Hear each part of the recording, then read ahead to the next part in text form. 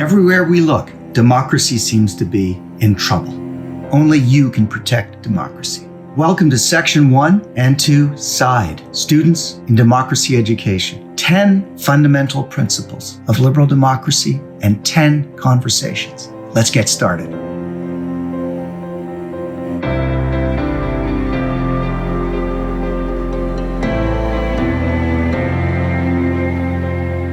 Hello, and welcome to S.I.D.E. Today, your conversation is going to be about the truth principle. And here's how it goes. The pursuit of truth is the indispensable public undertaking. What does that mean? And how can that be? There are a lot of undertakings, a lot of projects and initiatives that we do together as a society, as members of the public, and as a government. How can the pursuit of truth be the one that is absolutely necessary if we're to do anything else, if we're to accomplish anything else together? Well, here's what we mean. In a marketplace of ideas where people are free to express their positions, their opinions, their ideas, their questions, their theories, we hope to achieve a common understanding through the process of conjecture and refutation, through the process of reason, of argument, of empirical evidence being observed, being reconsidered, being tested. And ultimately, we hope to come to a place where there are certain kinds of facts on which we agree, grudgingly or otherwise. We may have different interpretations of those facts, as we always have. We may have different understandings of what those facts mean, but we need to come to agreement on certain basic things in order to be able to make decisions together as a society. It's critically important that we distinguish between knowledge and truth. Truth is absolute. It is what is. It is reality. It is the actual fact. It is universally valid. Knowledge, on the other hand, is almost always provisional. We may think we know what the truth is at all times, but our knowledge always reflects or represents our current provisional understanding of the facts, of the reality of that universal truth. And we always aim to get closer and closer to a perfect understanding, to a perfect grasp of reality. But we know that we make mistakes, and we're always improving our understanding, correcting it. Our scientific theories are occasionally overthrown by better scientific theories. Our explanations of reality are replaced by better explanations of reality. But the reality itself remains true and valid, even if we can't say for certain, in many cases, that we positively know what it is. When we distinguish between knowledge and truth, we can then accept that when we speak to each other, we say, well, you have your opinion, I have mine. Some people even say, this is my truth. I'm speaking my truth. You can have your truth. But what they really mean when they say that is that they are speaking what they observe, what they feel, what they see, what their current understanding is. And that's very, very important. A current understanding, a current feeling, a current idea about what reality is not invalid, even if someone else has a different opinion or a different understanding of that same reality. But we can't speak of it as being the truth in absolute terms.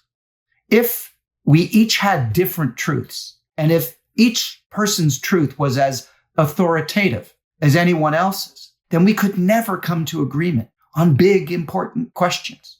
Economic policy, solving the problem of poverty, solving the problem of global warming and climate change, or meting out justice, correcting wrongs. In order to do that, we have to agree that there must be consensus on the idea of an authoritative universal standpoint, even if our grasp of it is often provisional.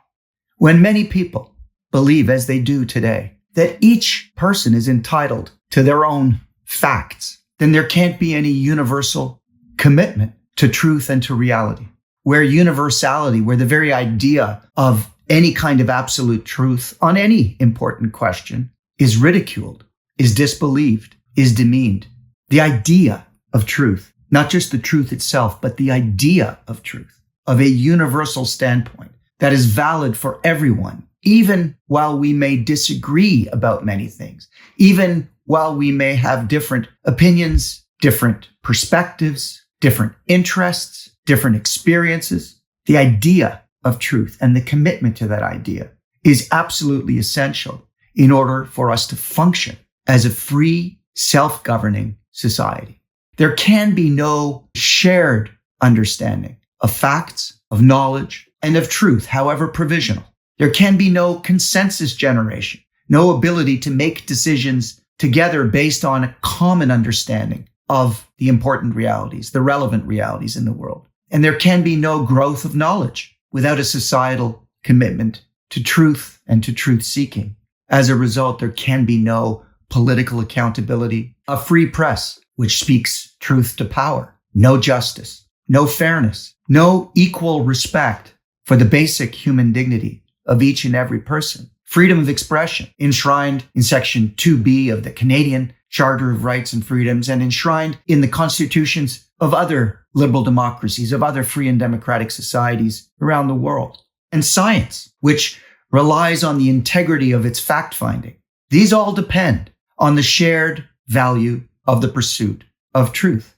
But we live in an age of relativism, of subjectivism. Everywhere we turn, the truth is under siege. Many factions, many actors, state and non-state actors, domestic and foreign actors are at war with truth.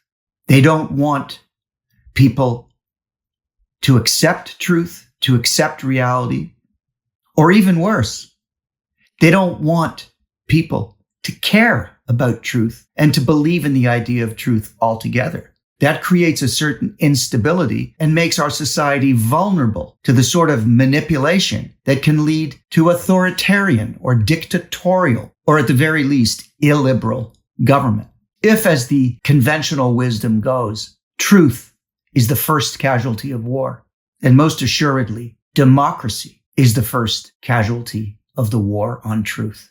For the premise of democracy is that free and equal citizens choose their government, choose their laws, and approve the government's policies. This cannot occur if citizens are not armed with facts and certain important realities. If truth is devalued, if lies and disinformation are disseminated, and if citizens are either misled or manipulated, either to believe falsehoods or to abandon the value of truth altogether, of the integrity of science, of reason, of the power of observation and declaration of basic facts, then citizens can no longer be the stewards of their democracy, for they will not be able to give informed consent to political choices and decisions. We can't achieve the most important objectives of a free and democratic society unless we have a common resolve to get at the truth. As a result, the pursuit of truth is the indispensable public undertaking, even as we may have differences in our value systems, differences in our ambitions and aspirations, differences in our likes and dislikes, in our political and economic interests, differences of gender identity, of sexual orientation, of physical and mental capacity or ability, of cultural background, of religious affiliation, and of allegiances of all sorts. Those differences, which underpin the importance of pluralism and the fact of pluralism in a free and democratic society, do not stand as proof that there is not a universal truth about basic facts, about basic moral principles, about basic realities, both natural and man-made. Over to you for a fantastic conversation about the truth principle.